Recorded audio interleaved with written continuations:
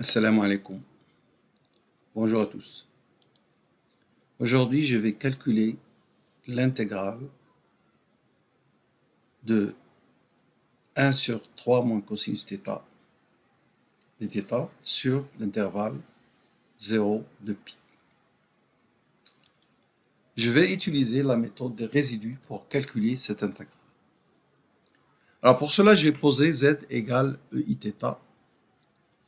Θ parcourt l'intervalle 0 de pi et donc z parcourt le cercle unité C centré au point 0, c'est-à-dire le couple 0, 0, et de rayon 1, c'est-à-dire l'ensemble des z tel que module de z égale à 1. Alors, de ce fait, on peut écrire cosinus θ par sa définition que l'on sait, en remplaçant eiθ par z, et donc on obtient cette écriture qui donne ceci après réduction au même dénominateur du numérateur. d de z, donc c'est i eiθ dθ égale iz dθ, et donc ça donne dθ égale dz sur iz.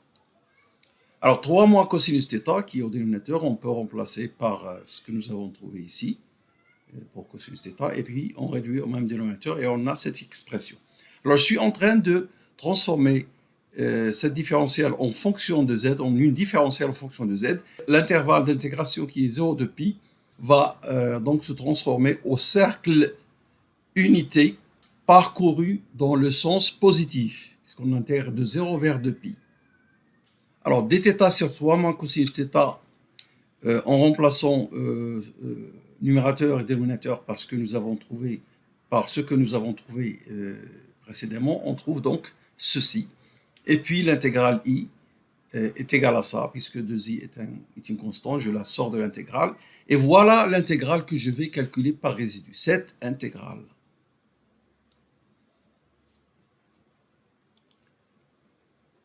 Le cercle unité, comme j'ai dit, est parcouru dans le sens positif. Le sens positif, comme vous savez, c'est le sens contraire du sens des aiguilles d'une montre.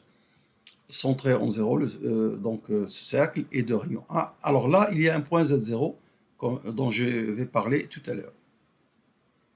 Cette intégrale, pour pouvoir utiliser la méthode des résidus, j'ai besoin de rappeler quelques notions sur les fonctions holomorphes. D'abord, une fonction holomorphe, c'est quoi? L'holomorphie en analyse complexe, c'est l'équivalent de la dérivabilité en analyse réelle. C'est pratiquement la même définition. F est dite holomorphe en un point U d'un ouvert V de C si cette limite existe. Cette limite se note de la même façon, comme dans le cas réel, f' de U. Et on dit que f est holomorphe dans V si elle est holomorphe en tout point de V. On note h de V l'ensemble des fonctions holomorphes sur V. Nous avons aussi besoin de la notion de fonction analytique.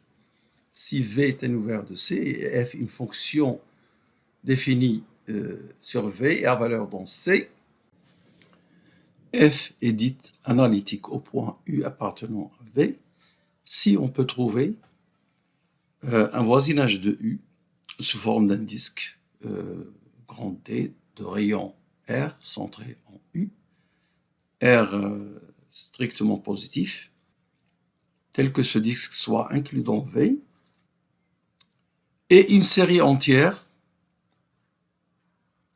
autour de U convergente dans ce disque D, tel que pour tout Z appartenant à D, on ait cette égalité f de Z égale la somme de cette série entière dans ce disque D.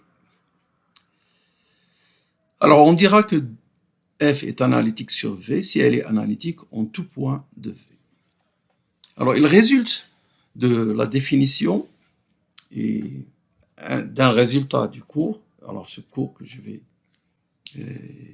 commencer bientôt sur les fonctions holomorphes et les fonctions analytiques, il résulte que si f est analytique au point U, alors elle est holomorphe dans ce voisinage du point considéré, et même elle est indéfiniment dérivable.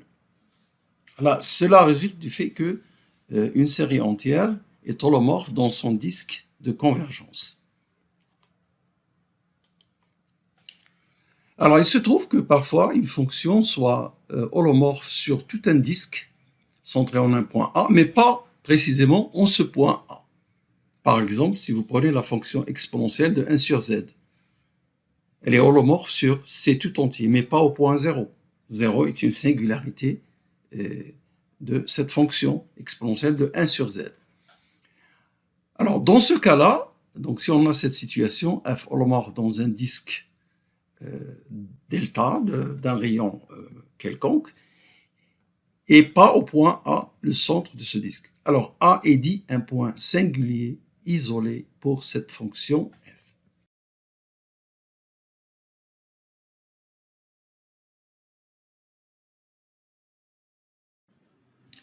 Alors maintenant, je vais vous présenter le théorème des résidus applicable sur le contour d'un disque D.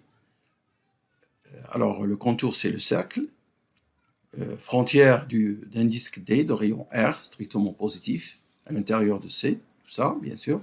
Si F est holomorphe sur un ouvert qui contient D, mais pas au point A. Petit a, c'est un point justement qui appartient à D. Donc, on a cette situation.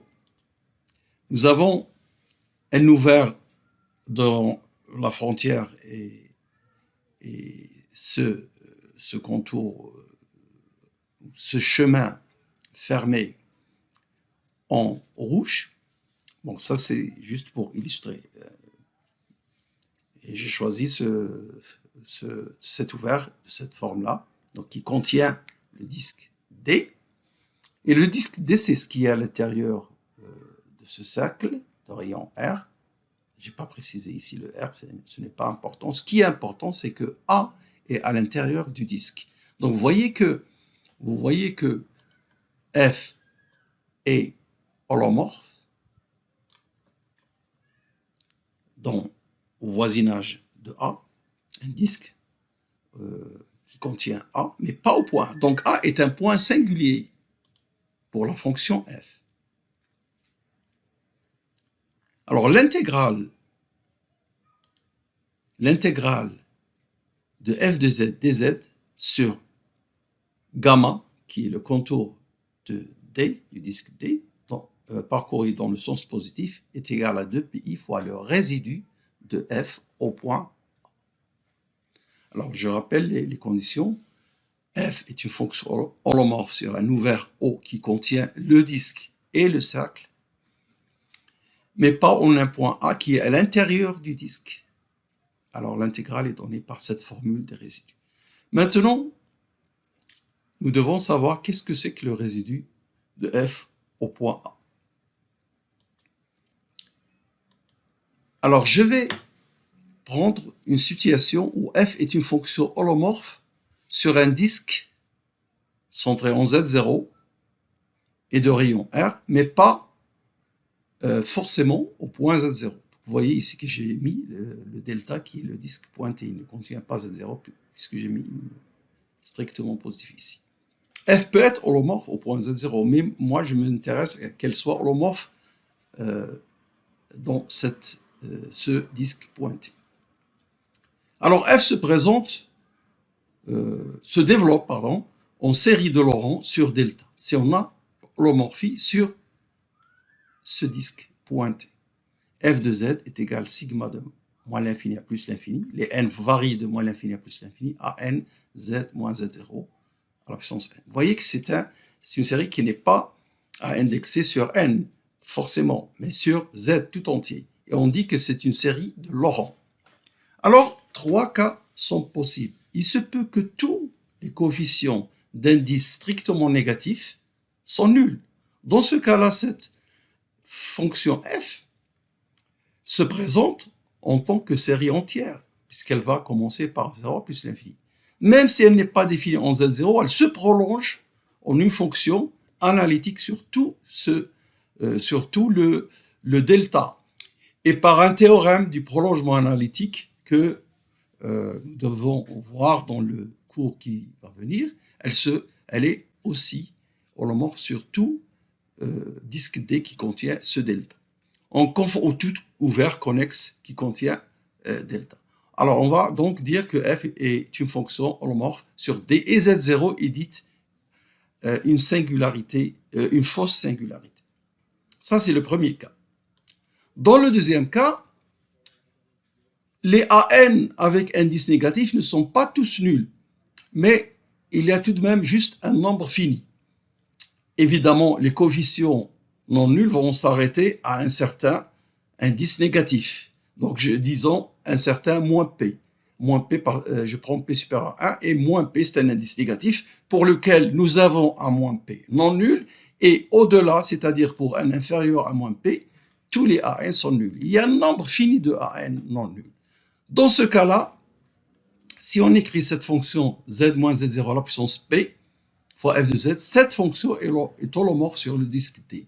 Et phi de z0 est égal à moins P et non nul. Z0 est un pôle d'ordre P. Le dernier cas, c'est lorsqu'il y a une infinité de AN non nuls. Une infinité, ça ne veut pas dire tous. Il peut y avoir des AN nuls et d'autres non nuls. Lorsqu'on est dans cette situation, le point Z0 est dit un point singulier essentiel, ou bien une singularité essentielle. Un exemple de ce cas, c'est la fonction que j'ai donnée tout à l'heure, exponentielle de 1 sur z. Au point 0, nous avons une singularité essentielle. Dans tous les cas, le coefficient A-1 de ce développement en série de Laurent s'appelle le résidu de f au point Z0. Donc, quand on a cette situation, A-1 est le résidu de f en Z0. Il se peut que la fonction soit holomorphe, en voisinage de Z0, comme on l'a expliqué, lorsque c'est une fausse singularité, et A-1 est nul. Alors, si on rejoint ceci avec ce que nous avons vu sur l'intégrale est égale à 0. Et ça, c'est le théorème de Cauchy. Quand vous intégrez sur le contour d'un disque où il n'y a pas de singularité, alors l'intégrale est nulle. Bien. Alors maintenant, nous allons revenir sur l'intégrale que nous voulons calculer. Rappelez-vous, nous voulons calculer l'intégrale de dz sur z2 moins 6z plus 1 sur le cercle unité orienté positivement. Est-ce que cette fonction admet des singularités à l'intérieur du disque unité? Alors pour cela, nous allons voir que son dénominateur, z2 moins 6z plus 1, admet des racines, z1 et z2. Z0 et z1. Donc, f, elle est holomorphe sur C, mais pas en z0 et z1. Alors, pour savoir pourquoi elle est holomorphe sur C moins z0 et z1, tout simplement parce que dans le cours des fonctions holomorphes, un polynôme est holomorphe sur C, et le quotient de deux polynômes, comme c'est le cas ici, est holomorphe sur C, sauf sur les points qui annulent le dénominateur. Ici, vous avez deux points. Parmi ces deux points, il y a un qui est à l'intérieur du disque unité et un qui est à l'extérieur. Par exemple, ce point-là, son module est supérieur à 3, donc il n'est pas à l'intérieur du disque. Alors maintenant, le 3 moins 2 racines de 2, c'est à peu près quelque chose, 0, quelque chose de très petit. Donc je vais maintenant voir le schéma que j'ai donné tout à l'heure. Vous voyez que Z0 égale 3 moins 2 racines de 2. Le voilà. Et le Z1, il est un peu plus loin. 3 plus 2 racines de 2, c'est un peu trop loin. Donc, nous nous intéressons à ce point Z0 parce que celui qui est à l'intérieur à D, le disque de rayon 1, et nous allons appliquer le théorème des résidus. Alors, après tout ce que nous avons dit, donc nous allons appliquer le théorème des résidus, et pour calculer cette intégrale, l'intégrale de f de z dz sur le cercle unité, orienté positivement. Alors, d'après les relations 3 et 2, nous avons cette écriture. Alors, alors, nous allons voir les relations 3 et 2. Commençons par la relation 3. La relation 3, c'est le théorème des résidus. Et puis la relation 2, nous allons voir ça. Alors, voici la relation 2 que nous avons trouvée auparavant. Donc, vous voyez que c'est 2i que multiplie cette intégrale. L'intégrale de f de z dz, puisque nous avons posé f de z égale 1 sur z2 moins 6z plus 1. Cette intégrale se calcule par la méthode des résidus et va nous donner 2pi fois le résidu de f au point z0, z0 qui est à l'intérieur du disque unité, et on doit multiplier par 2i, ce qui va nous donner donc i est égal 2i fois 2pi résidu de f au point z0. Notre fonction f se présente comme une fonction holomorphe sur le disque unité t ayant un point singulier z0 égale 3 moins 2 racine de 2 à l'intérieur de t. Alors, pour calculer le résidu de f en z0, nous allons rappeler une technique que l'on fait pour le calcul des résidus. Je vous rappelle que pour trouver le résidu, il faut calculer le coefficient A-1 du développement en série de Laurent autour de Z0. Mais ce développement n'est pas toujours si simple. Alors les techniques, parfois, nous aident à trouver le résidu facilement. Alors je vais vous montrer un extrait du cours que je compte donner dans les prochains jours. Si Z0 est un pôle simple de F, on peut écrire dans un disque, alors ne pas confondre avec notre D, donc dans un disque delta centré en Z0 de réunion R, f de z sous la forme d'une fonction holomorphe sur z moins z0, où G est une fonction holomorphe, ou dire analytique sur D. Alors, le développement de Laurent permet de donner le coefficient A-1, le coefficient de la puissance 1 sur z moins z0. Alors, il sera égal à G de z0, c'est-à-dire la limite z moins z0 fois f de z. Donc, le résidu de f en z0 dans cette situation, c'est limite de z moins z0 f de z. Alors, cette écriture peut être améliorée si f de z se présente sous la forme du quotient de deux fonctions holomorphes, de fonctions analytiques, au voisinage de z0, tel que z0 est un zéro simple, c'est-à-dire une racine simple de q. Hein, dans le cas d'un polynôme, on dit racine. D'une manière générale, pour une fonction holomorphe, on dit un zéro. Un zéro simple de q avec p de z0 différent de 0. Parce que s'il est égal à 0, on peut simplifier z moins z0, et z0 ne sera pas forcément un pôle. Donc, p de z0 non nul et q admet z0 comme 0 simple. Dans ce cas-là, cette écriture, par une transformation, donne résidu de f en z0 est égal p de z0 sur q' de z0. Alors, cette situation se présente souvent quand p et q sont des polynômes, c'est-à-dire f est une fraction rationnelle, ce qui est le cas dans notre situation. Alors, nous allons revenir à notre sujet. Voilà, f se présente sous la forme d'un polynôme sur un polynôme. Et p de z0 est égal à 1 non nul, et q de z0 est égal à 0 parce que z0 est une racine simple de q. Et alors, puisque p de z0 est différent de 0, z0 est un pôle simple de f. Dans ce cas, le résidu de f en z0 est donné par cette formule que nous avons vue dans ce passage du cours. Il suffit simplement de remplacer dans cette écriture pour trouver le résultat. P de z0 est égal à 1. La dérivée de q en z0, c'est 2z0 moins 6. Vous remplacez z0 par sa valeur numérique et vous trouvez donc moins 4 racines de 2 pour ce dénominateur, ce qui donne moins 1 sur 4 racines de 2 pour le résidu. Après, vous remplacez dans la relation 4 que nous avons vue un peu plus loin. Alors, i est égal à 2i fois 2pi résidu de f en z0, ce qui donne, alors, 2i fois 2pi, c'est moins 4pi. Et là, vous multipliez par le résidu et vous trouvez donc cette fraction, moins 4pi sur moins 4 racine de 2, simplifions par moins 4 et on trouve le résultat I égale pi sur racine de 2.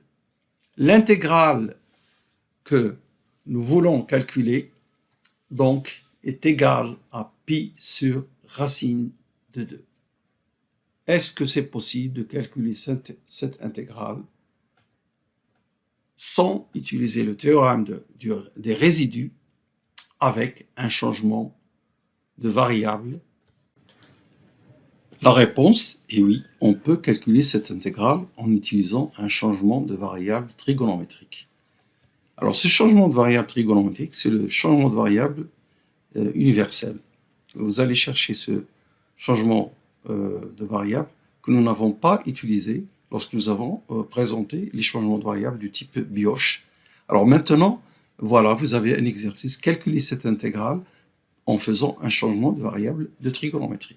Mais faites attention, il y a des problèmes lorsque vous parcourez l'espace, plutôt l'intervalle 0 de pi. Alors voilà, je vous dis merci de votre attention et à la prochaine vidéo, Inch'Allah.